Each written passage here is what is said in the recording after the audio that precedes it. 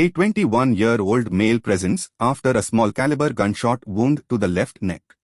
He is hypotensive, hypoxic, and lethargic, but physical examination is remarkable only for a small zone 1 penetrating wound on the left side, with no gross swelling or crepitus.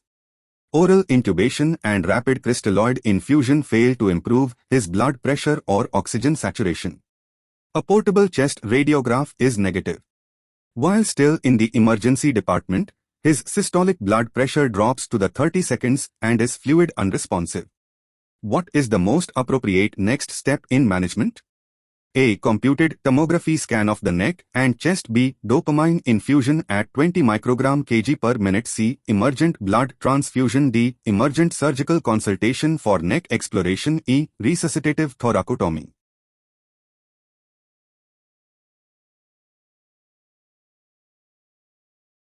Answer is E. Resuscitative thoracotomy. After penetrating trauma, the presence of profound shock or cardiopulmonary arrest unresponsive to fluids should prompt the initiation of a resuscitative ED thoracotomy. During that procedure, options C and D should already be in place, but this patient is too unstable to be transported to CT scan and while in extremis, should remain in the ED for the thoracotomy. Another consideration if the thoracotomy does not yield hemodynamic improvement is that of a venous air embolus. An 18-year-old man presents after a motor vehicle collision in which he was ejected from the vehicle. The paramedics have been administering bag valve mask ventilation en route because of respiratory distress and now report increased resistance with ventilations. The patient has decreased breath sounds on the left. His blood pressure is 80 by 40 mm Hg, and his pulse is 145 beats per minute. His respirations are agonal, with a rate of 5 breaths per minute. Which of the following is the most appropriate next step in the management of this patient? A. Anteroposterior chest radiograph. B. Emergency department thoracotomy. C. Endotracheal intubation. D. Needle decompression. E. Tube thoracostomy. Answer is D. Needle decompression. This clinical scenario depicts a patient with a tension pneumothorax. He has decreased blood pressure, decreased breath sounds, and, most important, an increased resistance to ventilation, which is the earliest sign of the development of a tension pneumothorax.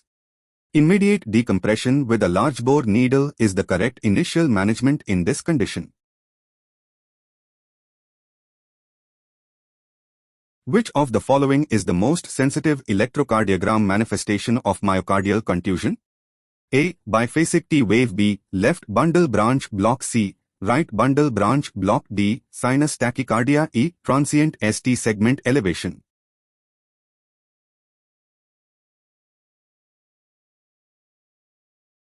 Answer is D. Sinus tachycardia.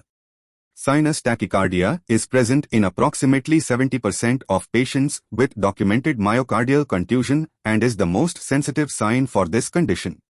It is, however, also the least specific. A patient presenting with blunt thoracic trauma complains of shortness of breath and chest pain. On physical examination, he is tachypneic with chest wall bruising and moist rales on the right side on auscultation.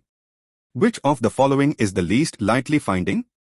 A. Consolidation within 6 hours of injury. B. Diffuse patchy alveolar infiltrates on chest radiograph in 24 hours. C. Low partial arterial pressure of oxygen, PAO2, on arterial blood gas sampling. D. Patchy alveolar infiltrate on chest radiograph within minutes of injury. E. Rib fractures. Answer is B. Diffuse patchy alveolar infiltrates on chest radiograph in 24 hours. This patient has physical findings consistent with pulmonary contusion. All answers are correct except B. Delayed onset of diffuse alveolar infiltrates is more consistent with acute respiratory disease syndrome. The development of ARDS is diffuse and usually delayed, with onset typically between 24 and 72 hours after injury. A 55-year-old man complains of chest wall pain after a high-speed motor vehicle collision. He has ecchymosis of the left lateral chest wall.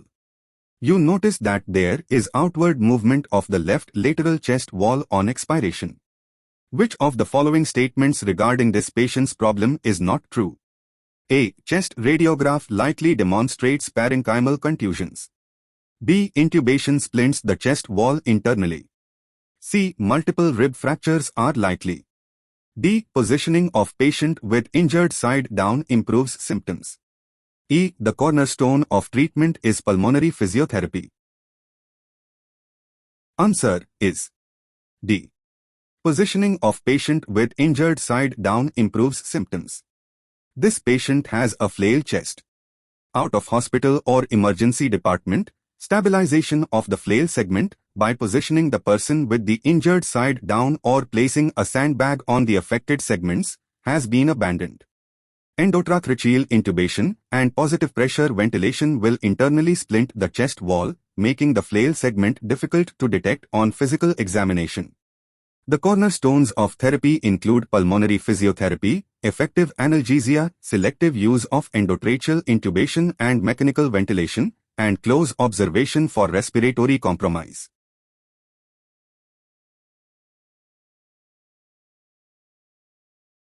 A 50-year-old woman is brought in by emergency medical services on a backboard after a motor vehicle collision, complaining of shortness of breath. She has decreased breath sounds on the right side of the chest. A chest tube is placed, with a return of 200 ml of blood in the first hour, 200 ml in the second hour, and 350 ml in the third hour. What is the next step in the management of this patient? A. Check coagulation profile. B. Conservative management and transfusion as needed. C. Emergency thoracotomy. D. External fixation of rib fractures. E. Insertion of a second thoracostomy tube.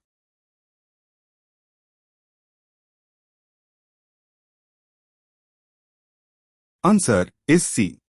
Emergency thoracotomy.